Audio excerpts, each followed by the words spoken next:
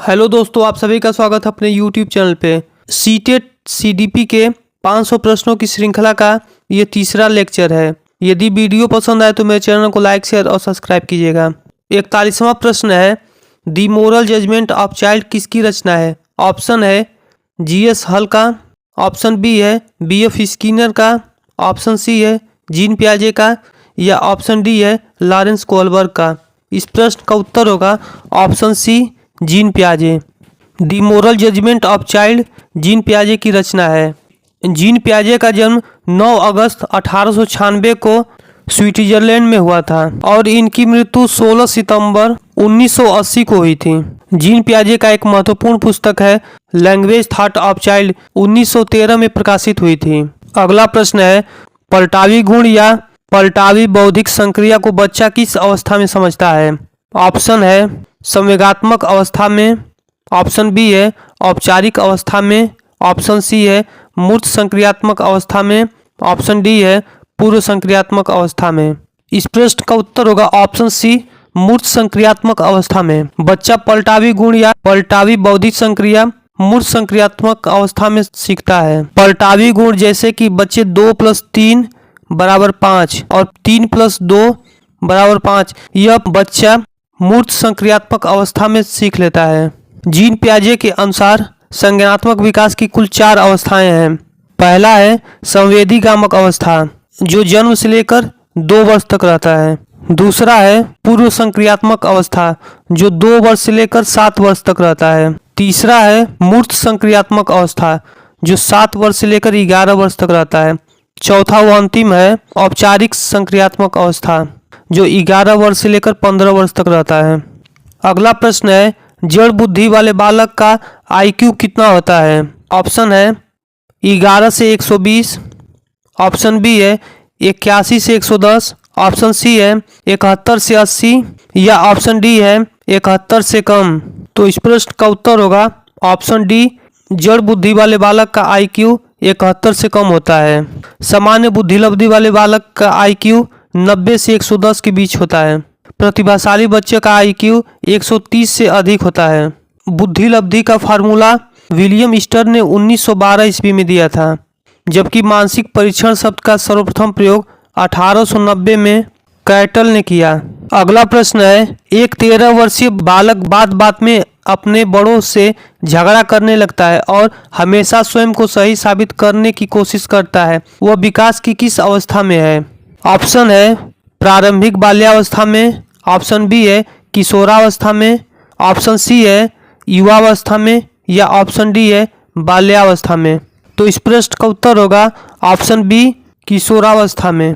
किशोरावस्था 12 वर्ष से 18 वर्ष तक रहता है। स्टैनले हॉल को किशोरावस्था का जनक कहा जाता है। स्टैनले हॉल ने किशोरावस्था को तनाव, तूफान और संघर्ष की अवस्था कहा। अगला प्रश्न है, एक अच्छा अध्यापक विद्यार्थियों के मध्य बढ़ावा देता है। ऑप्शन है प्रतियोगिता की भावना को, ऑप्शन बी है सहयोग की भावना को, ऑप्शन सी है प्रतिद्वंदिता की भावना को, ऑप्शन डी है तटस्थता की भावना को। इस प्रश्न का उत्तर होगा ऑप्शन बी, एक अच्छा अध्यापक सहयोग की भावना को बढ़ावा देता है। अगला प्रश्न है, सीमा हर पाठ को जल्दी सीख लेती है, जबकि लीना उसे सीखने में ज़्यादा समय लेती है। यह विकास के किस सिद्धांत को दर्शाता है? ऑप्शन है व्यक्तिक भिन्नता को, ऑप्शन बी है अंतर संबंध को, ऑप्शन सी है निरंतरता को, या ऑप्शन डी है सामान्य से विशिष्ट की ओर को। इस प्रश्न का उत्तर होगा ऑप्शन ए, व्यक्तिक भिन्नता को। अगला प्रश्न है, यशपाल शर्मा समिति में कुल मिलाकर कितने सदस्य थे? ऑप्शन है 38 सदस्य, ऑप्शन बी है 26 सदस्य, ऑप्शन सी है 15 सदस्य, ऑप्शन डी है 25 सदस्य। इस प्रश्न का ऑप्शन गलत है, क्योंकि यशपाल शर्मा समिति में कुल मिलाकर 8 सदस्य थे। यशपाल शर्मा समिति का गठन 1992 में हुआ था। यशपाल शर्मा समिति के अध्यक्ष प्रोफेसर यशपाल थे, जिसमें कुल मिलाकर 8 सदस्य थे। अगला प्रश्न है, लड़कियों को गुलाबी कपड़ों और गुड़ियों से जोड़ा जाता है और लड़कों को नीले कपड़ों से जोड़ा जाता है।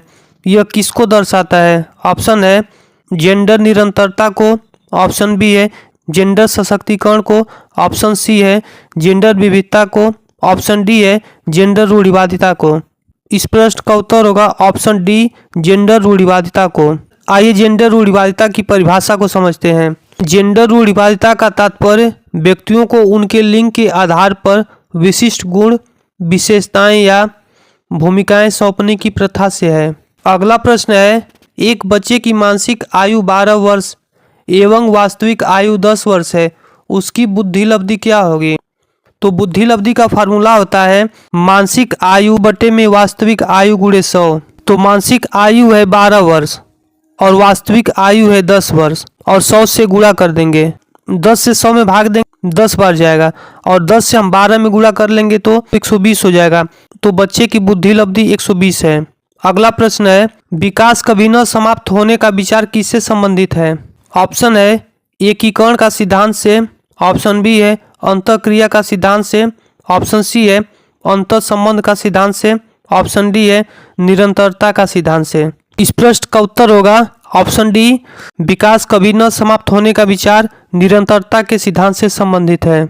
अगला प्रश्न है, निम्न में से कौन सा विकास का सिद्धांत नहीं है? ऑप्शन है विशिष्ट से सामान्य क्रियाओं का सिद्धांत, ऑप्शन बी है निरंतरता का सिद्धांत, ऑप्शन सी है व्यक्तिक भिन्नता का सिद्धांत, ऑप्शन डी है एकीकरण का सिद्धांत। तो इस प्रश्न का उत्तर होगा ऑप्शन ए विकास विशिष्ट से सामान्य क्रियाओं का सिद्धांत नहीं है, जबकि विकास सामान्य से विशिष्ट का सिद्धांत है। क्योंकि सबसे पहले बालक बैठना सीखता है, बैठने के बाद वो खड़ा होना सीखता है, उसके बाद चलता है। अगला प्रश्न है, बच्चों को संकेत देना तथा आवश्यकता पड़ने पर सहयोग प्रदान करना निम्नलिखित में से किसका उदाहरण है? ऑप्शन है प्रबलन का, ऑप्शन बी है मॉडलिंग का, ऑप्शन सी है अनुबंधन का या ऑप्शन डी है पाठ या ढांचा का। इस प्रश्न का उत्तर होगा ऑप्शन डी पाठ या ढांचा। पाठ या ढांचा का सिद्धांत लेव वाइगोत्स्की ने दिया था। अगला प्रश्न है, मनोविज्ञान ने सर्वप्रथम अपनी आत्मा का परित्याग किया, फिर अपने मन का और फिर अपनी चेतना का अभी एक प्रकार के व्यवहार को संजोए है, यह कथन किसका था? ऑप्शन है टिचनर का, ऑप्शन बी है वुडवर्थ का, ऑप्शन सी है विलियम वुंट का, ऑप्शन डी है मैकडूगल का। इस प्रश्न का उत्तर होगा ऑप्शन बी वुडवर्थ का।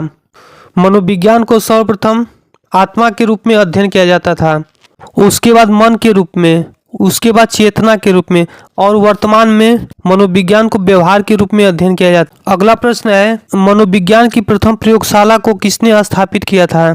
ऑप्शन है विलियम वुंट ने, ऑप्शन बी है पावलोव ने, ऑप्शन सी है सिगमंड फ्रायड ने, ऑप्शन डी है वाटसन ने। तो इस प्रश्न का उत्तर होगा ऑप्शन ए मनोविज्ञान की प्रथम प्रयोगशाला को 1879 में विलियम वुंट ने मन को व्यवस्थित ढंग से अध्ययन करने के लिए जर्मनी के लिप्जिंग शहर में इसे स्थापित किया था। अगला प्रश्न है, भारत में 10+2+3 शैक्षिक संरचना की स्थापना का सुझाव दिया? ऑप्शन है मुदालियर आयोग ने, ऑप्शन बी कोठारी आयोग ने, ऑप्शन सी विश्वविद्यालय आयोग, ऑप्शन डी यशपाल शर्मा समिति। इस प्रश्न का उत्तर होगा ऑप्शन बी कोठारी आयोग ने। कोठारी आयोग ने 10+2+3 शैक्षिक संरचना की स्थापना का सुझाव दिया। कोठारी आयोग का गठन 14 जुलाई 1964 को दौलत सिंह कोठारी की अध्यक्षता में एक शिक्षा आयोग का गठन किया गया। अगला प्रश्न है, शिक्षा का अधिकार अधिनियम RTE एक्ट किस वर्ष प्रभावी हुआ था? ऑप्शन है 2009 में, ऑप्शन बी है 2005 में, ऑप्शन सी है 2010 में, ऑप्शन डी है 2001 में। इस प्रश्न का उत्तर होगा ऑप्शन सी RTE एक्ट 1 अप्रैल 2010 से प्रभावी हुआ। RTE एक्ट 6 वर्ष से लेकर 14 वर्ष तक के बच्चों के लिए मुफ्त और अनिवार्य शिक्षा का प्रावधान करता है।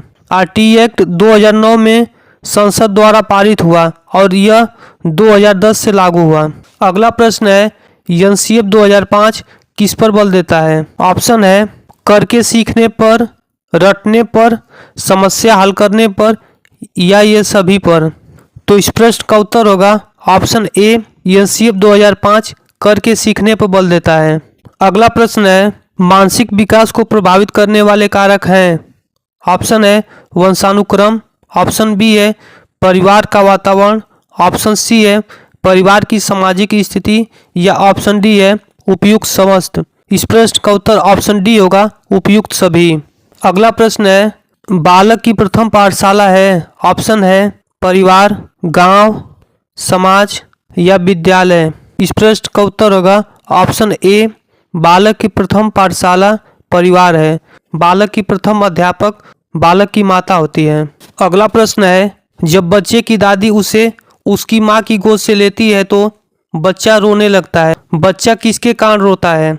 ऑप्शन है सामाजिक दुश्चिंता, ऑप्शन बी है अजनबी दुश्चिंता, ऑप्शन सी है संवेगात्मक दुश्चिंता या ऑप्शन डी है वियोग दुश्चिंता। तो इस प्रश्न का उत्तर होगा ऑप्शन सी संवेगात्मक दुश्चिंता के कारण बच्चा रोने लगता है। जब बच्चे की दादी उसे उसकी माँ की गोद से लेती है तो उसमें पलायन मूल प्रवृत्ति आ जाती है जिसके कारण बच्चे में भय संवेग उत्पन्न हो जाता है। इसी कारण से बच्चे रोने लगता है। मिलते हैं अगले वीडियो में, तब तक के लिए धन्यवाद।